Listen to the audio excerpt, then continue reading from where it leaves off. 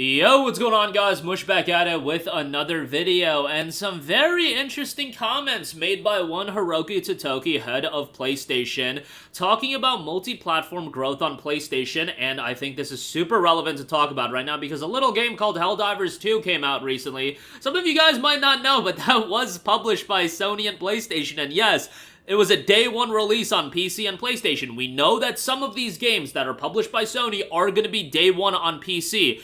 Usually, and I would expect it to mostly be these games that are multiplayer-focused, live service titles, which Helldivers 2 certainly is, but maybe they'll expand upon that. Let's talk about it. Sony President Hiroki Totoki says he wants to go aggressive in improving margins by growing first-party with multi-platform.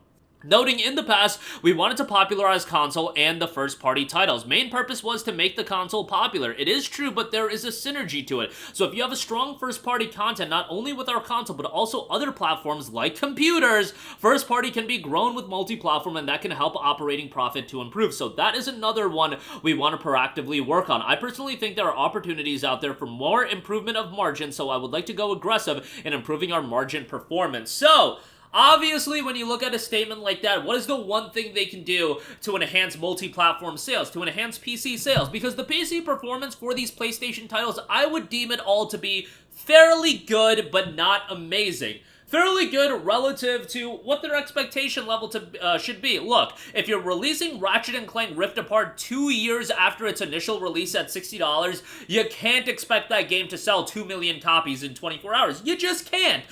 It'll do fine, but it won't do exceedingly well. If you release even a Last of Us Part 1, which is a bad example given that that game was a train wreck of a PC port, but you get the idea. If it's even a 6-month delay from a remaster of a 10-year-old game, like, it's not going to do exceedingly well. Even Spider-Man, and Spider-Man did very, very well, but let's be honest, how that game could have done if it was day one on PC.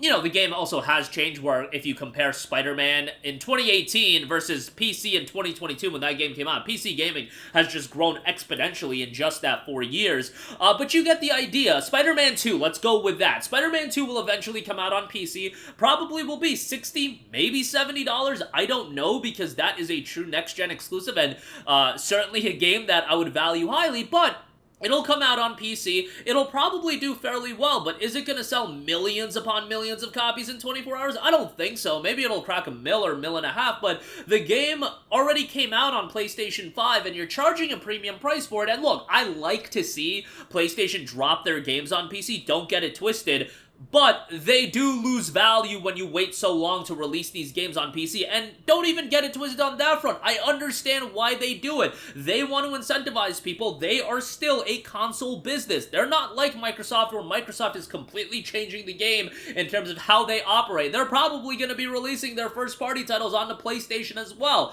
For them, it's seeming like an era of the console wars coming to an end, at least slowly. Maybe not right overnight or anything like that, but slowly it does feel like it's coming to an end. For Sony, they're very much in the business of selling you consoles, but if Microsoft does slowly go this direction of releasing their games onto PlayStation, at that point, bro, you've already won. Like, what more do you have to do? Yes, I kind of understand the standpoint of you still want to make PlayStation this attractive option, but at that point, you're at the helm of the console business. Nintendo is kind of on an island to their own. Why not synergize your business and your first-party releases by releasing these games on PC and PlayStation 5, PlayStation 6, whatever the case may be, whatever console is out, day one? If it does come to a point, let's say a year from now, Xbox titles are coming to PlayStation pretty regularly, I would say you can lessen your need for exclusives, because at that point, PlayStation is going to be the predominant console. And yes, while I do think there's a crossover between console and PC to an extent,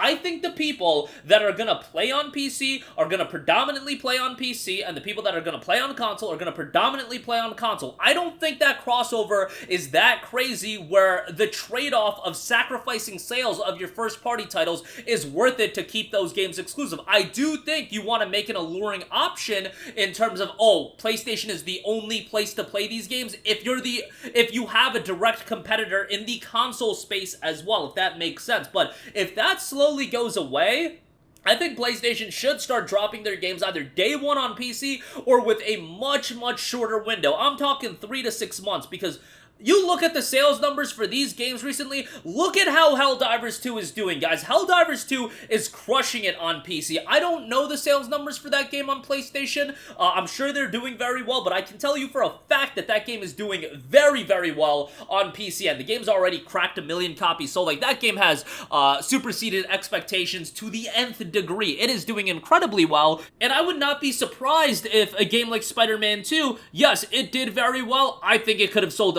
literal millions of more copies if it came out on PC day one, and it was a good port, and they did a good port with the Spider-Man 2018 release, Spider-Man Remastered release, so I have no doubt in my mind. And really, looking ahead, if I was Sony, I would be looking at Spider-Man 3 to be a game to literally destroy every record that PlayStation has ever set for sales numbers for a game, and to do that, I would release it on PlayStation 5, PlayStation 6, and PC. So you kind of get a dip from all of the different markets. You get to use it as a PlayStation 6 system seller, you get to sell copies of the game on PS5, and then for the people that want to play it on PC, because the PS6 is going to be expensive and it's going to sell out anyway, you don't even really need system sellers for that console. We know that people are going to buy it. I would release it on PC and literally just destroy every metric that was ever set for PlayStation first-party releases and sales numbers for that. I think they would destroy every metric. You know, I can definitely understand all of the sides of the argument of just doing the live service games.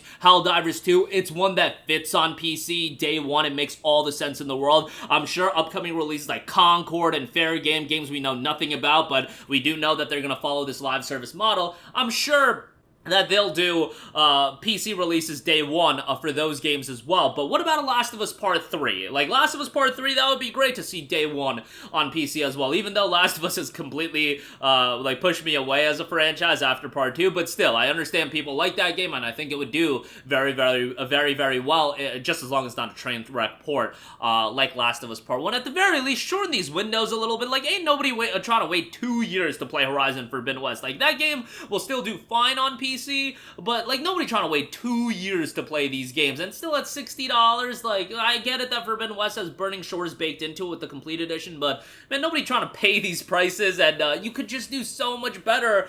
Like, PC has such a large market of people buying these games on Steam, and you'll do exceedingly well, and you don't need to create your own, you know, your own app. Sony, don't go that route. Please don't go that route. You could even, like, you know, work with Valve and work with Steam to figure out a way to do PlayStation Plus on Steam. Could you imagine that if they figured out a way to drop these Plus Premium games like a Resistance Retribution that's getting added to Plus Premium, and then you somehow release them on Steam as well, and then you drop Steam achievements, trading cards, or whatever. You can do so much. There's so many avenues in terms of increasing your margins here that I think the sky's really the limit. We'll see where they go. I think ultimately, for at least the foreseeable future, it's going to be a case-by-case basis where it's like Helldivers 2, Concord, Fair Game, games like that. But as far as the major titles, and what do people look at Sony for? It's their big budget, first party, single player games.